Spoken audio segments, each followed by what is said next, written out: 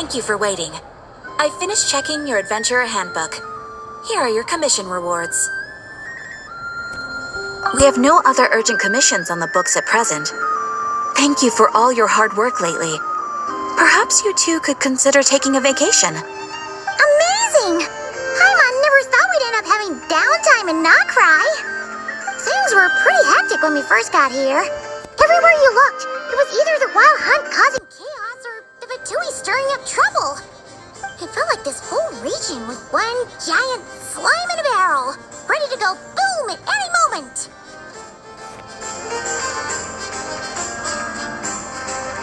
Sure have. Things were looking pretty dicey, but in the end, we managed to turn it around. Whoa! Paimon just got deja vu! Oh, that's right. It's because we've done this like a million times now. Yes. Are you two aware that the Moon Prayer Night is soon to take place? Oh, yeah! Mama told us that was coming up soon. Wait, why do you mention it, though? Do people in Nasha Town celebrate it, too? Paimon thought it was just for Moon Goddess worshippers. You're partially right. Most people in Nasha Town just see the festival as an opportunity to do business. They do not concern themselves with the religious element. The festival was first celebrated by the Frost Moon Scions. On this day, they would wear moon prayer blossoms and celebrate the birth of the moon goddess through song and dance. They would also prepare food and handicrafts and give them as gifts to others. Over time, it became Nod-Krai's most lively festival. Oh, sounds like fun! Great! Well, in the meantime, since Catherine doesn't have any commissions for us, let's focus on some personal business instead. When we first got here, you mentioned that this was where your spaceship landed? We didn't get to follow up on it at the time, because we got wrapped up in that whole rare air situation, but now we can finally start investigating it properly. Well, there's a saying Paimon's heard around these parts, which goes, if you lift up a rock, you'll find something you weren't looking for. By that logic, you'll never find what you're looking for while you're searching, but the moment you stop looking, it'll jump right out at you. Could be worth a try though, right? Anyway, Paimon suggests we focus on other stuff we want to do for now, and just keep an ear out for spaceship-related intel as we go.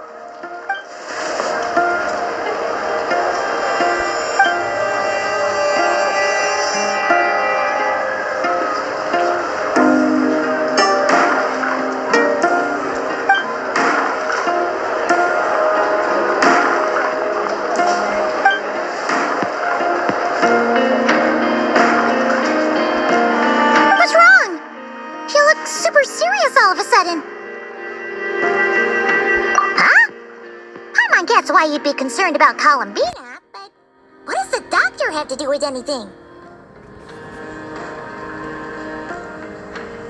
Oh, that's true. And now that you mention it, we're definitely overdue for a showdown with the Fatui. It is weird that he hasn't shown himself this whole time. What could he be up to? True. Paimon would much rather deal with Marionette anyway. She says the meanest things, but when it comes down to it, she doesn't seem like a bad person. Maybe it's the pressure of being a Fatuse? Especially as a Harbinger. Does she feel like she's gotta act tough to keep up appearances or something?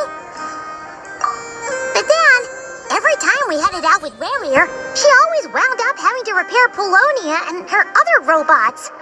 That's gotta sting. Losing face always hurts more for people who care a lot about their image. She's probably still furious about it. What?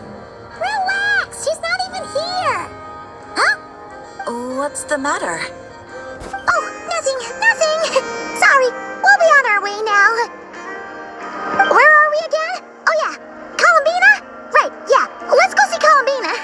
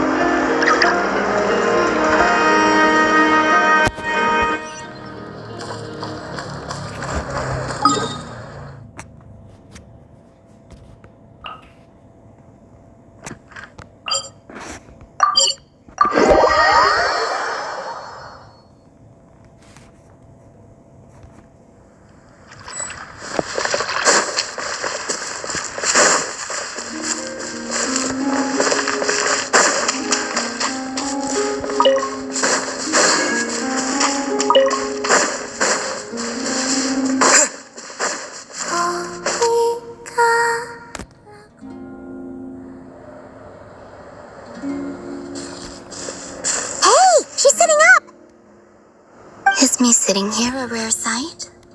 No, we just thought you'd be resting. Perhaps I would have been, were it not for the sudden arrival of some unexpected guests. Not that I consider it a disturbance. After all, you are the only ones who are free to enter. Would it not be a little unfriendly of me to lie down while we speak? I didn't realize you put so much thought into little things like that.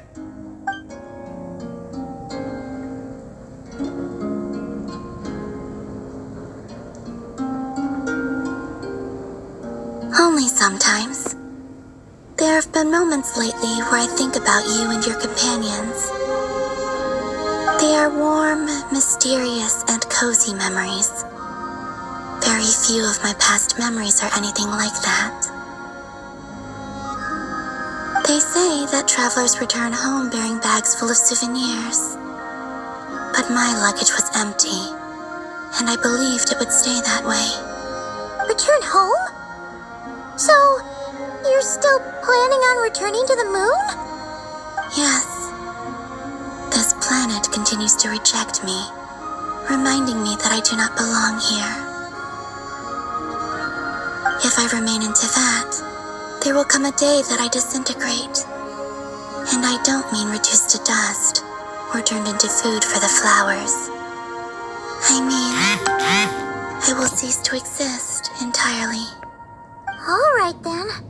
Well, we're sure gonna miss you. But it sounds like we'll have to say goodbye. How do you intend to return? The moon prayer night is soon to arrive.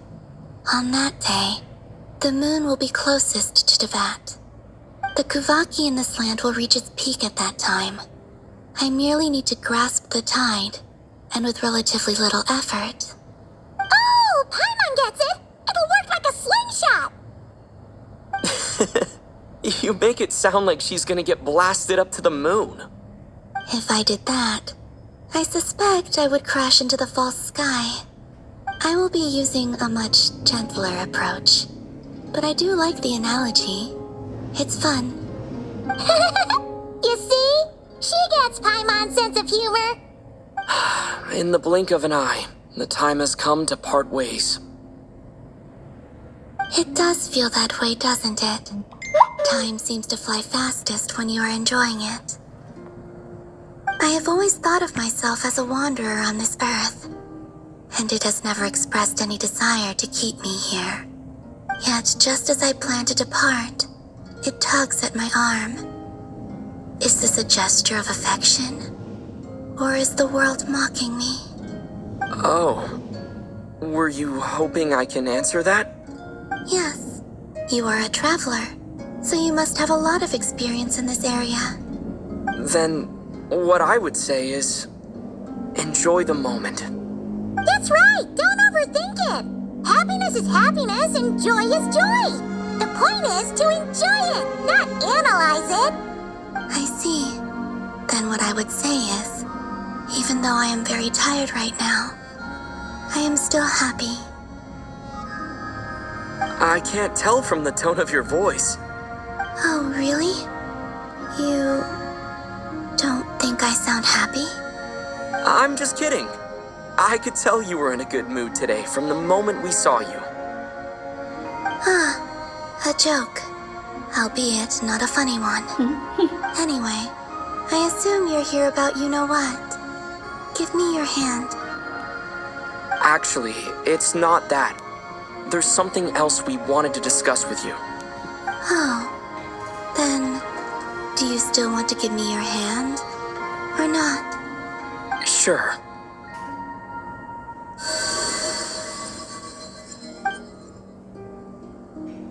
Thank you. So, I've heard that in the moon prayer nights of the past, people here would hold celebrations in the moon goddess's honor. Since you helped so much in our fight against the Rehir of Solnari, I think you deserve a farewell party before you return home. I haven't asked everyone else for their opinions on this yet, but I'd like to invite you to join the upcoming moon prayer night. I've never joined a moon prayer night before. I'm not sure what I would even do. Oh, don't worry about that. We take care of everything. All you need to do is show up. Of course, there's no need to force it if you're not feeling strong enough. It's just, this kind of felt like a golden opportunity. But they call me Kutar, and the Fatui have an arrest warrant out for me. I shouldn't appear in public right now.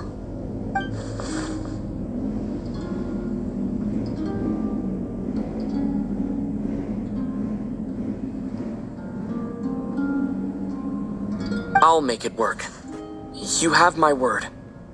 Yeah, we got your back. Well, he does. Paimon's actually not too sure what he's planning. All right, if you're sure. I will not refuse your invitation.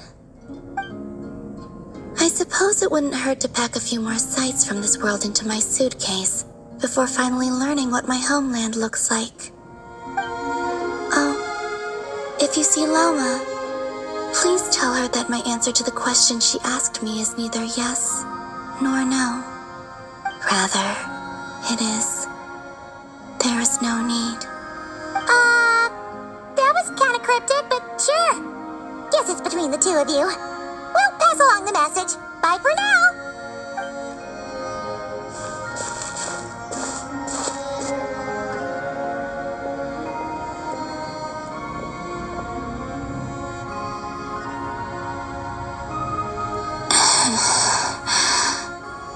And also, I do not know.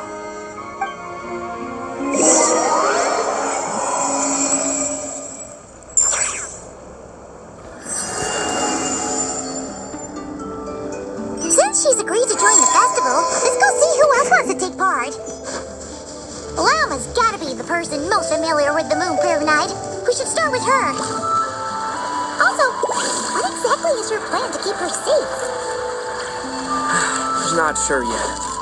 I'll figure something out.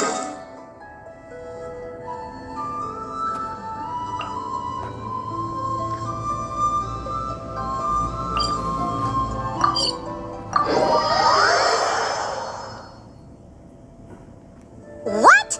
Are you serious? And Paimon even gave you her vote of confidence back there. When did you become so sneaky?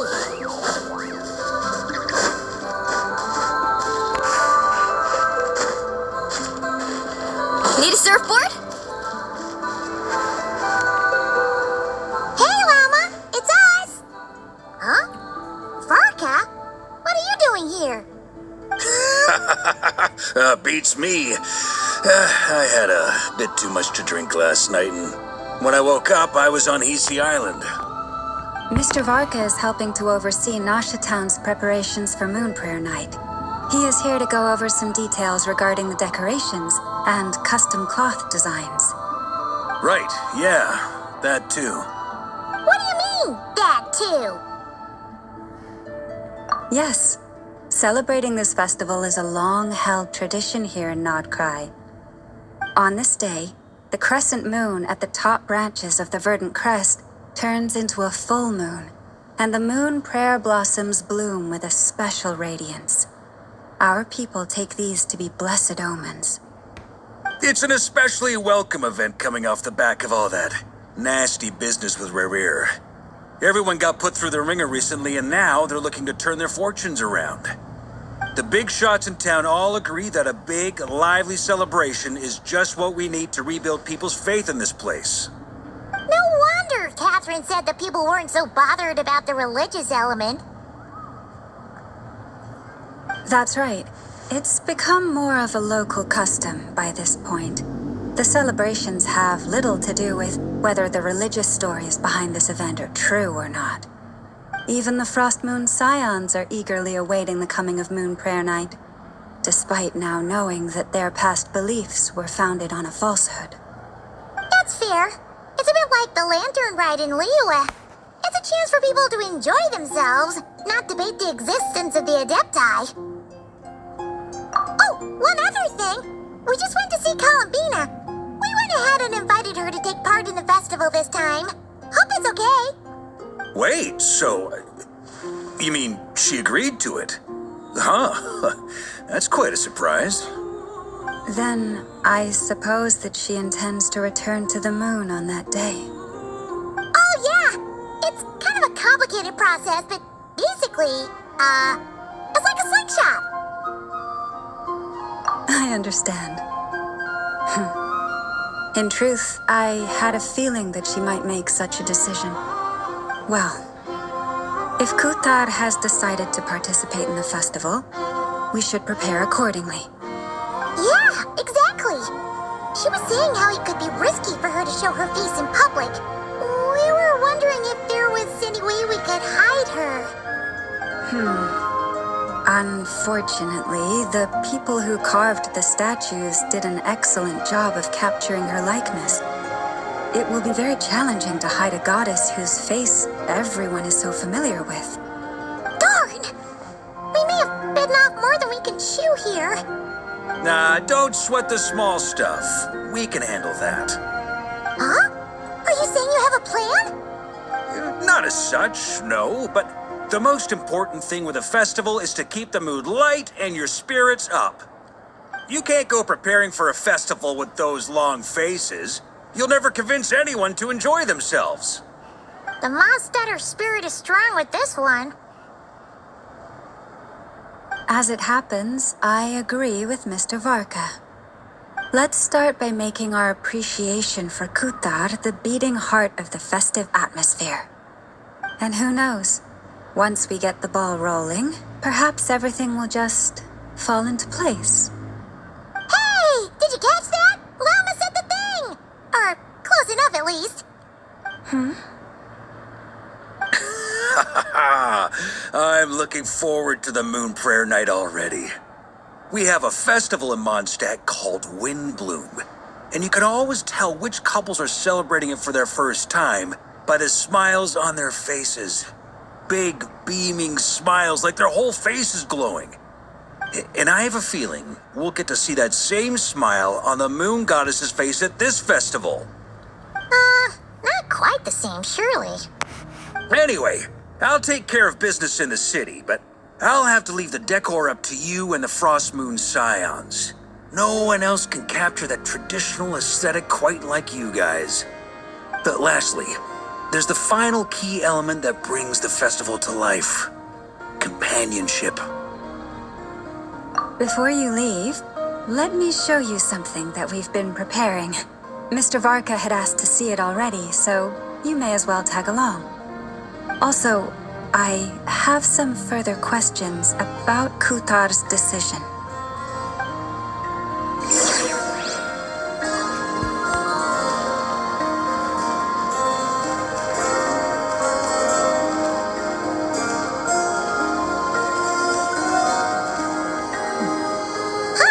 What's this? They sure look like they're having fun. I believe so. Kuhanki seem very skilled at playing drums like these, although I'm not sure where they learned it from. Maybe it's an innate talent? In their eyes, they're probably just playing with toys.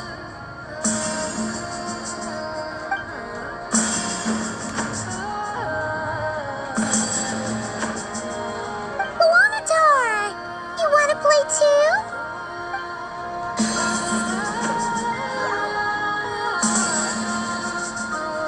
Yeah. She looks more confused than anything. Maybe we can teach her next time if we get the chance.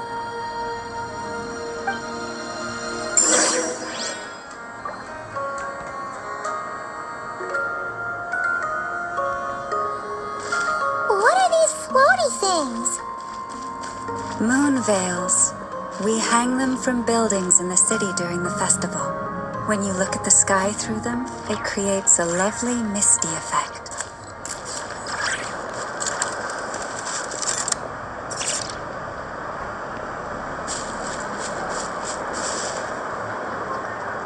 Everyone seems hard at work. They're preparing items for Moon Prayer Night. For instance, the sculpture being made over here, Mr. Varka and I were just finalizing the details of where it will be placed. Ah, there she is. I didn't know the finished article would be so large. Not to worry, though. All the necessary arrangements have been made. Just let me know once it's ready, and I'll get some people to ship it over. You have my thanks. And over here, we are preparing a very traditional confection. Oh, look at all these colors! It looks great! Can Paimon try one? Of course. I have a feeling you'll like it a lot. You bet! Sweets and treats are Paimon's favorite! If you included those in the Feast of the Moon, I bet Paimon would have joined the Frost Moon Scions by now. There will also be verdant crests like this present in Nasha Town during the festival. The timing of Moon Prayer Night is not completely set in advance. We make a rough estimate, then observe the changes in the verdant crests and moon prayer blossoms to guide us. As such, the wait itself is a fun feature of this particular festival.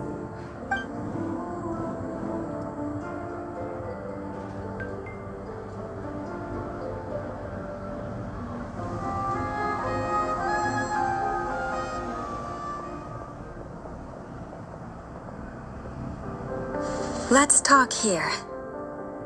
To tell the truth, I am very surprised to hear that Kutar is willing to participate in the festival. I once asked her if she'd be willing to stay with the Frost Moon Scions. I could introduce her to everyone, and we could be a family to one another. She did not answer, but she has not appeared here since. I took this to mean her answer was no. But if that were the case, she would not have accepted this invitation.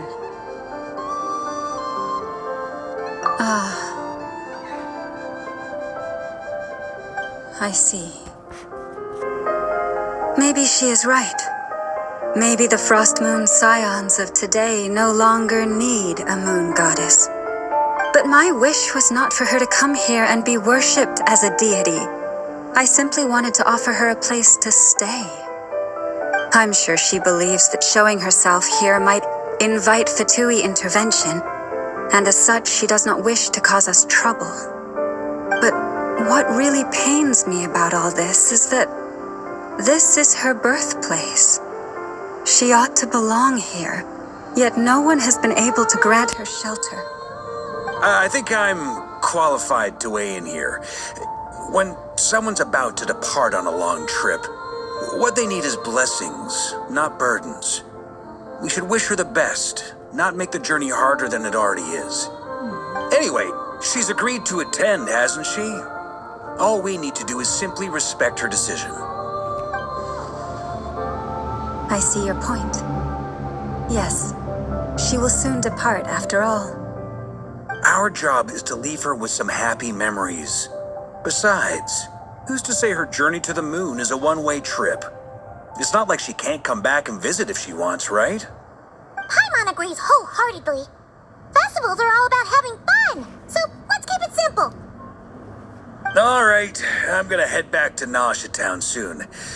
Want to come with? I'm guessing you have some other folks to visit there. Sure thing, let's go. Bye for now, Wilma. Thank you all. Goodbye.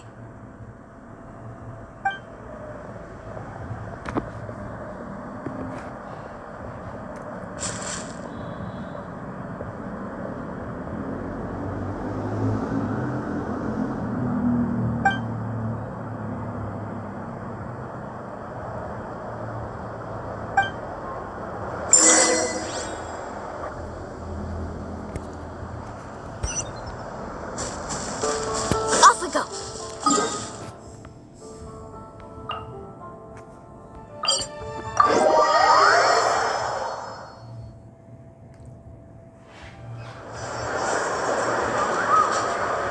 Huh? Hey, over there. It's Duran and Albedo with Flint's. What could they be chatting about?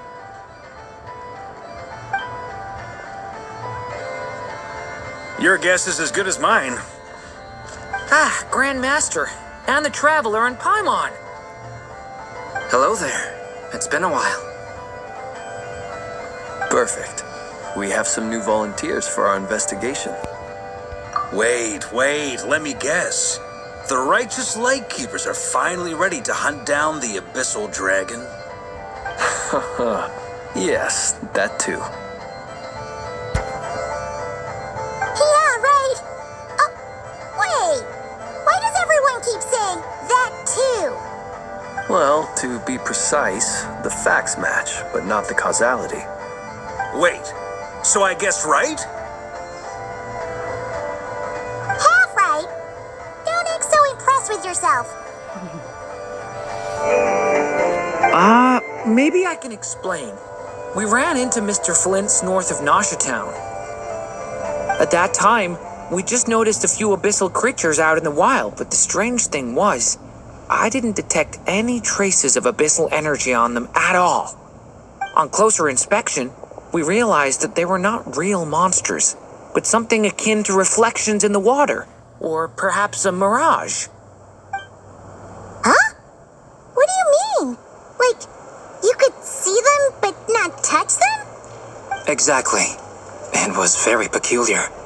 They roared and tried to attack us, but we could not make any physical contact with them. I think I've heard of things like that happening in Nod-Krai before, but I don't know much about it. Yes, it's a known phenomenon. Mirage-like illusions tend to appear in Nod-Krai in the run-up to Moon Prayer Night. From a distance, they appear quite real. I myself thought that Misters Durin and Albedo were locked in battle with abyssal monsters when I first arrived. But after sharing intel and investigating a little further, we can confirm that these illusions are harmless. There is no great cause for concern.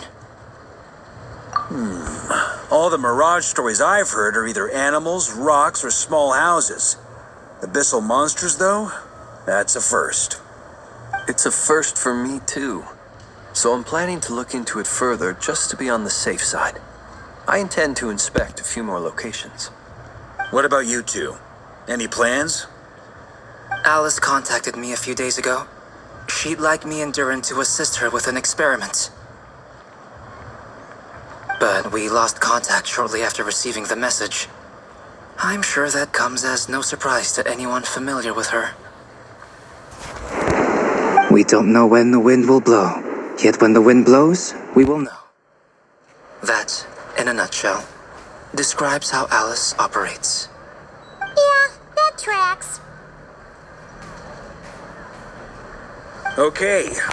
Well, I suggest we investigate this Mirage business in the meantime. It's piqued my curiosity, and I'm pretty sure I know someone who will already be 10 steps ahead of us. Well said. Right? Whatever's happening in Nod-Krai, she always seems to be the first one to know. Let's go see what she knows. We can invite her and her staff to the festival while we're at it.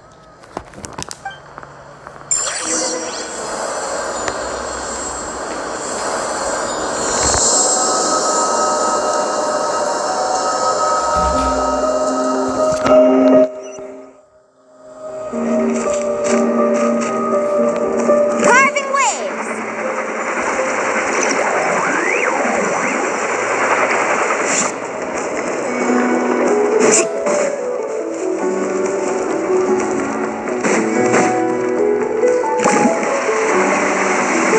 Need a surfboard?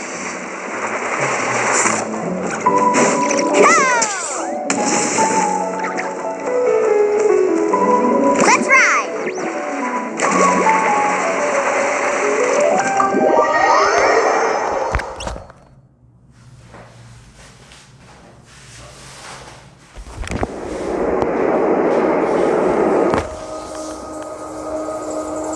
You're right, I have noticed. There's certainly something a little fishy about this situation. Only a little, though. Records indicate that this phenomenon can occur in the days before and following Moon Prayer Night. That said, it has always been a rare sight in the past. The odds of encountering these phantoms are similar to looking up in the night sky, happening to see a shooting star, and managing to make a wish before it disappears. But this time, either everyone's getting lucky, or they're appearing far more frequently than usual. Yehoda's out gathering intel as we speak. In the meantime, let me check off some points of interest. First, the Abyss.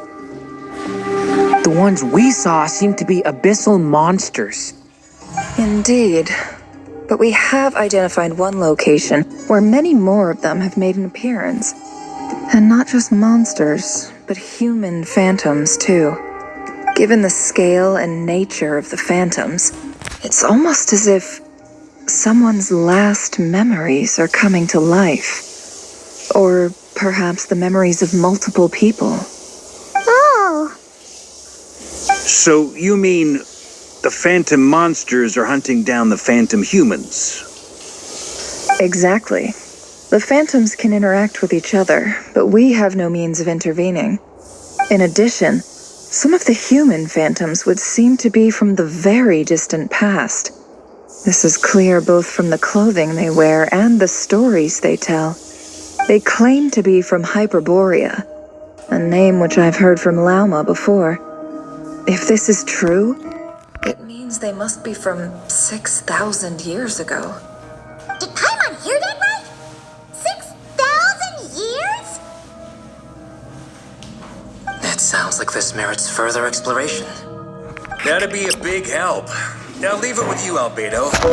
My knowledge of ancient history is non-existent. I used to doze off every time the pre-Knights of Favonius era came up in class. It's quite a miracle that you were able to understand these phantoms' speech, given how long ago they lived. I suppose you're right. But I'll leave the archaeologists to ruminate over that conundrum. As an intelligence broker, my sole interest is in the value of the information I gather. Which, in this case, hopefully means earning myself some good favor with our dear Lady Moonchanter. So calculating.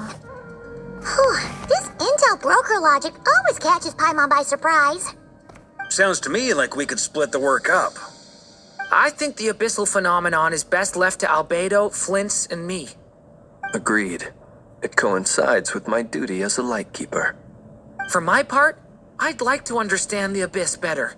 Even a little knowledge would go a long way. This is certainly a rare opportunity to study the abyss. But even rarer, perhaps, is the chance to make contact with the ancients. The Curatorium will take the lead on investigating the Hyperboreans. We put in the work to learn what we know so far. It seems only fair that we get some quantity of exclusive intel. That just leaves our trusty team of two unassigned.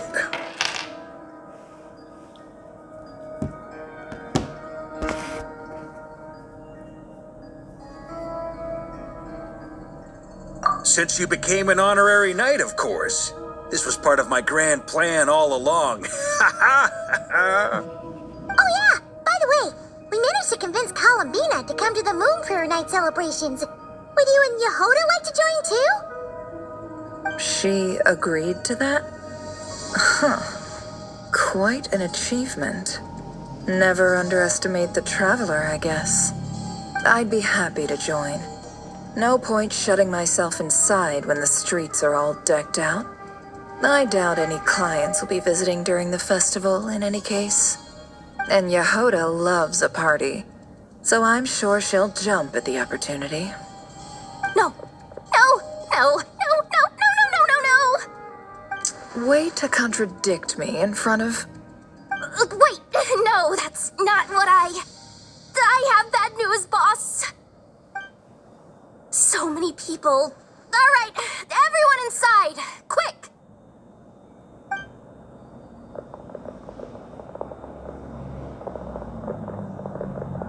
This is gonna sound crazy, but hear me out.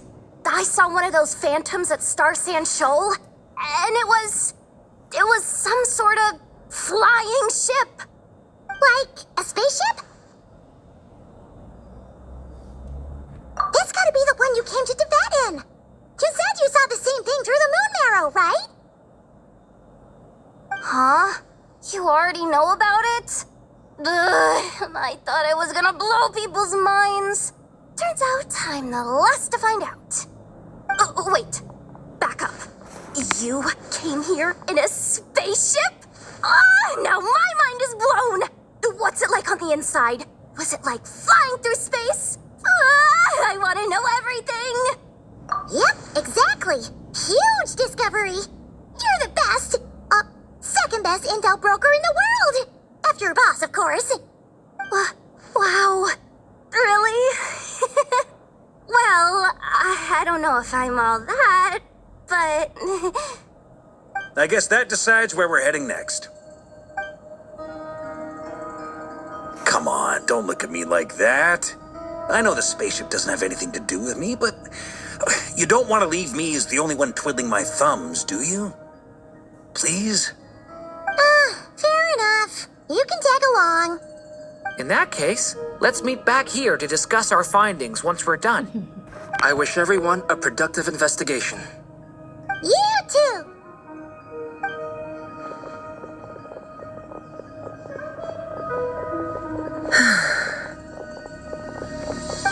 What's up, boss? Aren't we gonna head out? Tell me, Yehuda, when did the curatorium start giving out intel for free? Oh, sorry, boss.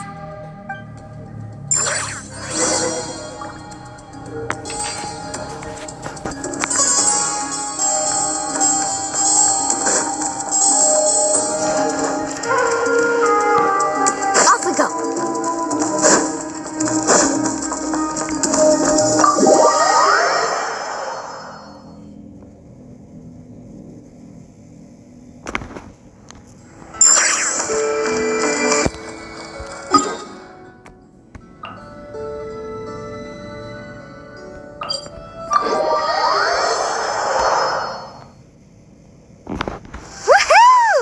The slippery ground here is perfect for sliding around on a surfboard.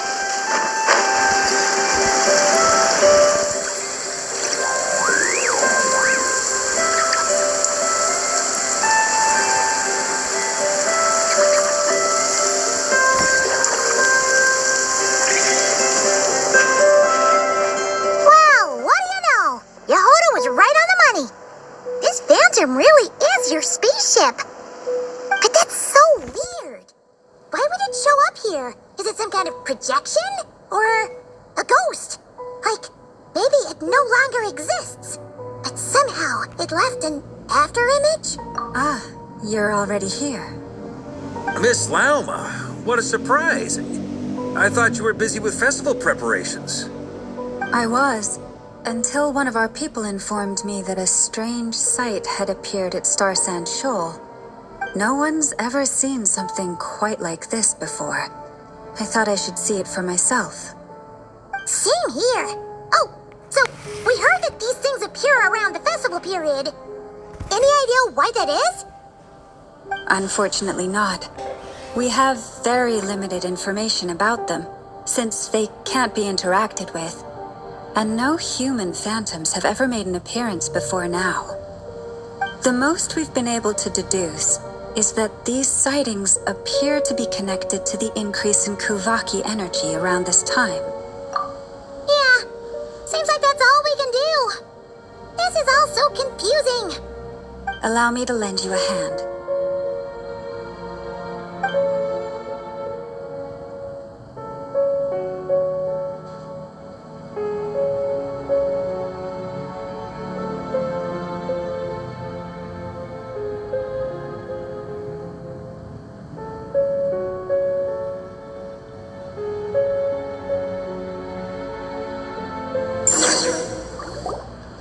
Everyone, our friend here should be able to provide us with some information. Is that a phantom rhymehorn deer? I've heard about how the Frost Moon Scions live in harmony with the animals and can even communicate with them. That's coming in handy now, for sure. Okay. Yes, I understand. Then how about this?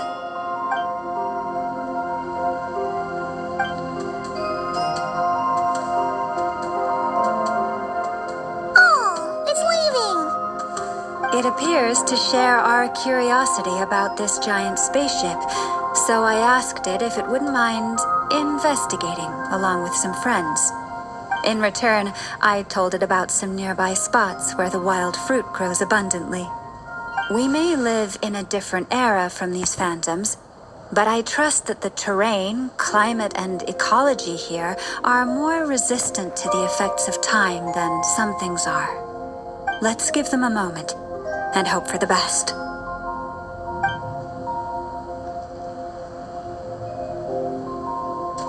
All back together?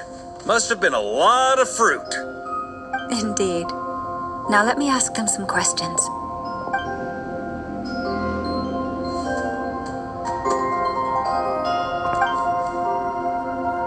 It did find a lot of wild fruit, enough for them to feast for a long while. This puffin circled in the air several times, but didn't spot anything out of the ordinary. Certainly nothing to do with the spaceship. It definitely makes sense to get a bird's eye view. Indeed. Other than that, I was also thinking that the world these phantoms see is also different from ours. Oh, I get what you mean. The wild fruit exist in both times and spaces, but there might also be things that only exist in that space-time, which we can't see. Good point. Great thinking, Llama. Blunthorn rhinos can use kuvaki to shift great rocks, but this one says it couldn't get that ship to budge by even an inch. The sniffer mole tried too, but despite being a skilled digger, it could not get through. They say that the spaceship looks robust and undamaged. It seems completely impervious to any and all attacks. Whatever lies within is well defended from harm. So, just like us humans, there was nothing they could do about this spaceship either. Yes, still, they deserve our thanks. We are grateful for all your efforts, dear friends. Now go, and enjoy your feast. I've noticed some other human phantoms gathered nearby. Come on, let's go talk to them.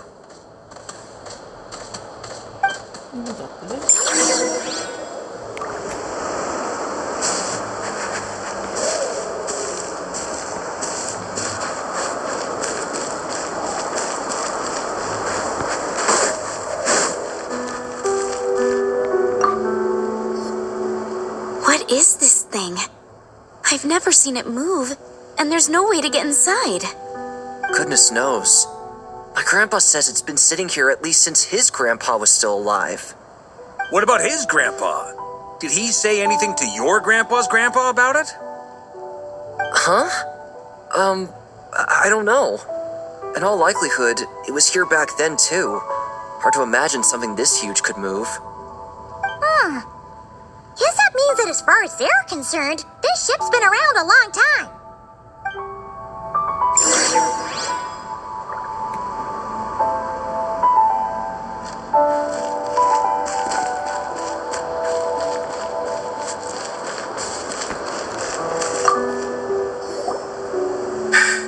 Come on, brothers.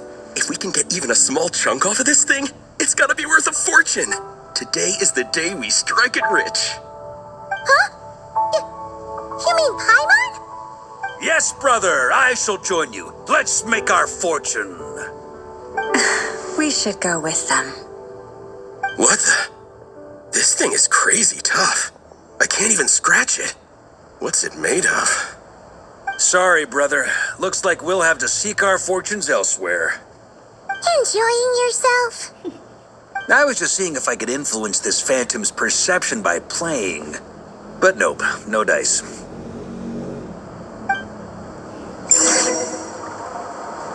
I'm sure we're all starting to build up an idea of what's going on here now that we've spoken to some of the people. These phantoms are reenacting real historical events in Nod-Krai. It's almost like we're in some kind of interactive stage play. We can talk to the actors, but the plot is fixed, and we can't influence it. It makes sense. History is set in stone.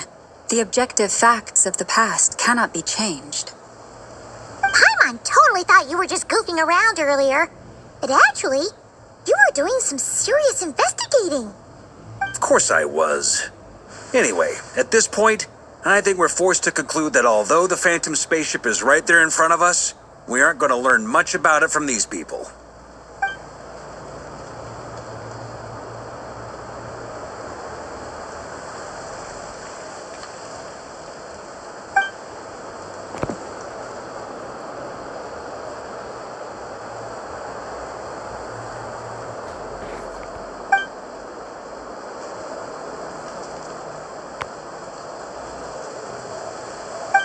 Don't be discouraged.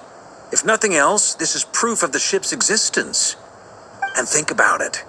So many people tried to hack their way inside, but no one could get the door open. It's made of very tough material. To me, that says that we'll either find the ship itself or the story behind it.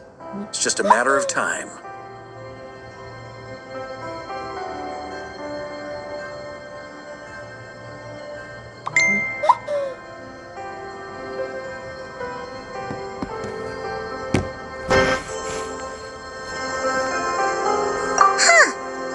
Every now and then, when Varka gets serious, he actually does seem like Grandmaster material for once. I wonder how the others are doing. Let's head back for now. Sounds good. Also, drinks are on me if Team Knights of Favonius is the first to finish. Wait, we have a team name now? Am I in Team Knights of Favonius as well? You're very welcome to join. We've even got a cathedral ready for you. Isn't that technically blasphemy? You wouldn't dare make a joke like that if Barbados was in earshot. Nah, I'm sure Barbados doesn't mind a little harmless blasphemy once in a while.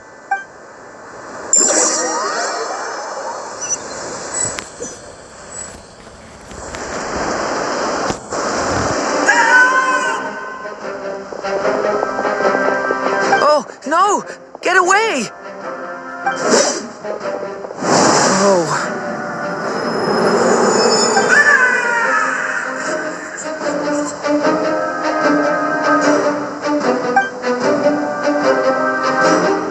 I know it's hard to stomach, Mr. Duran. But as I'm sure you've noticed, there is nothing we can do to intervene in that which unfolds before us.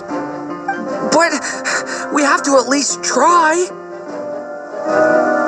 And try you have. But are you aware of how many unsuccessful attempts you've made now? I wasn't keeping count. I'm afraid this is the 39th failure so far.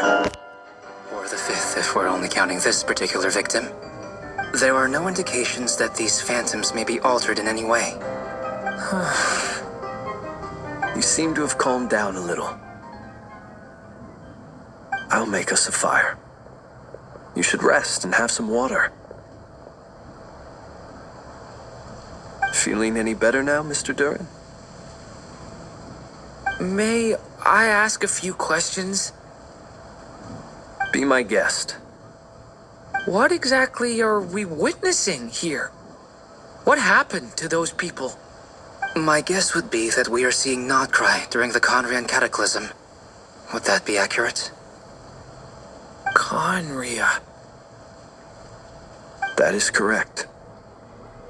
As you know, once the Abyss senses even the tiniest crack, it floods in and spreads like wildfire. There was a time in the distant past when it permeated all of Nod-Krai, causing immeasurable harm. The people paid a terrible price to heal this land. Then, 500 years ago, the whole of Teyvat suffered an abyssal disaster. Once more, Nod-Krai was dealt a devastating blow. I see. In the face of the abyssal onslaught, all were like grains of sand tossed around by a tidal wave. Be they human, fae, or god. The moment you witnessed is but one drop in a whole ocean of catastrophe.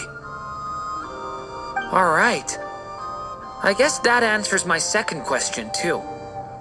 I wanted to know why there's nothing I could do to help them, and that's because what we are seeing is history. That would be my guess as well. As I understand it, history and fate are not all that dissimilar. The latter may be unseen to us, but both are immutable. Yes.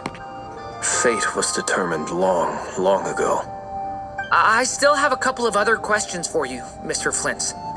You mentioned more than one abyssal disaster that has struck this land in the past. How can you be sure that what we're seeing is from the Conrian incident? And also, how are you able to stay so calm when you're talking about these events? From everything I know about you, you're not cold or ruthless, and you're not indifferent to the suffering of others. Alas, I am forced to show my age. I must be 600 or 700 years old by human measure. Wait, so you... One is not easily moved by history when one has witnessed the truth firsthand. I'm sorry.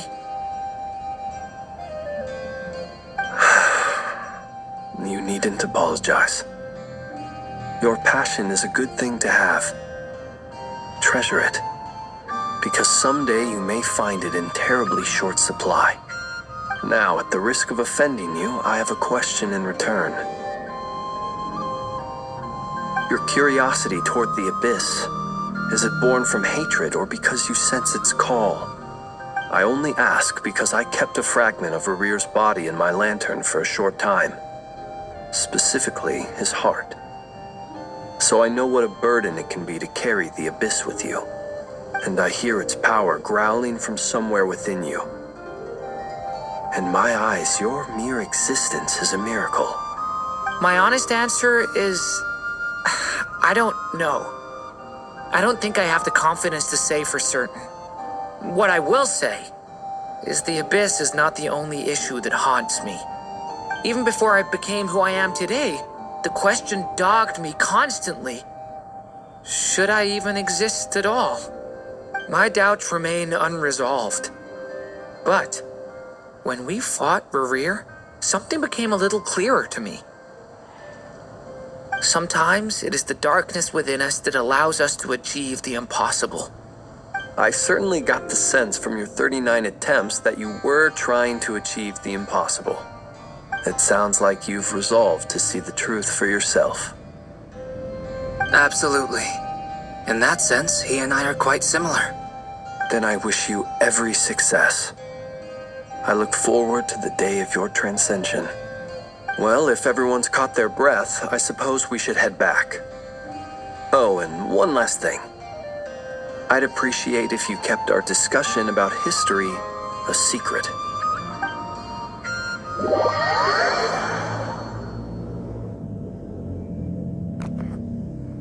Incredibly, our separate investigations led us all to the same conclusion. Hooray for consensus! Yeah, but we barely learned anything, though. I totally thought this would be the mother lode. Talking with the ancients? I mean, come on! But nope, all we got was useless snippets of conversation. And all this stuff about moons and Hyperborean. What a load of baloney. Seems like people back then had a few screws loose. I understand your frustration.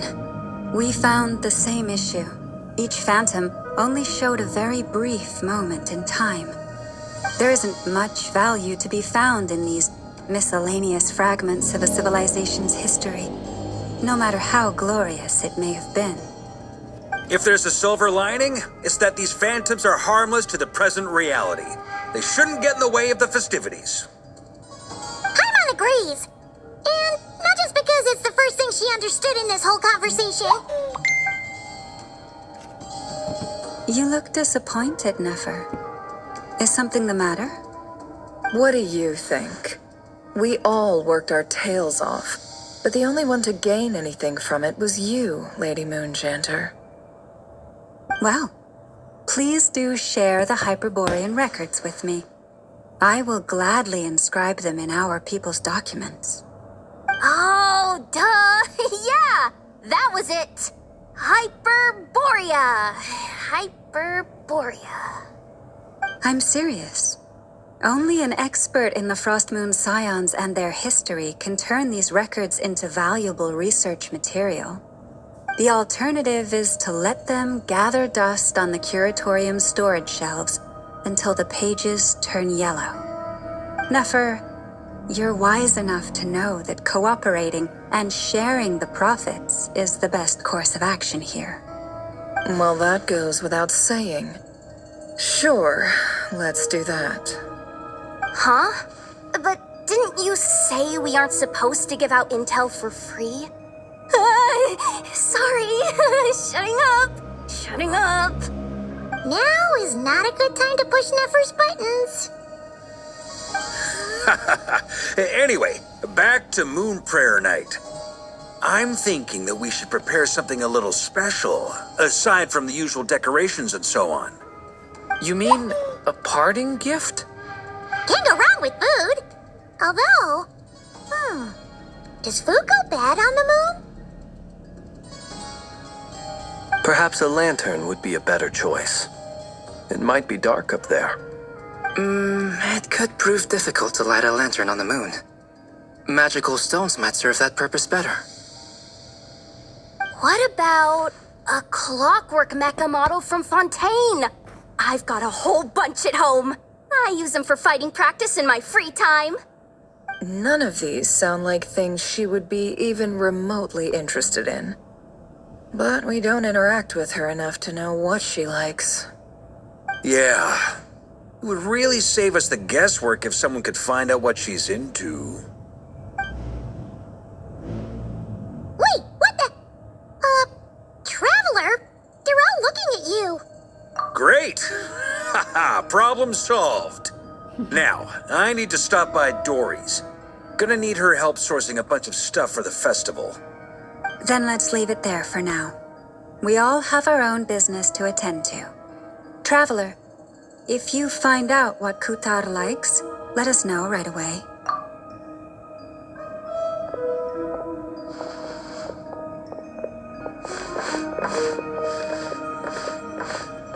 Is something the matter? I'm fine. It's just... I'm still feeling a little rattled after witnessing the horrors of the Abyss. But it's okay. This is something I have to work through. I'll be all right. Thanks for your concern. Well, don't put too much pressure on yourself. If you ever feel like something's wrong, physically or mentally, we're here to talk. Come on. Stop treating me like a kid.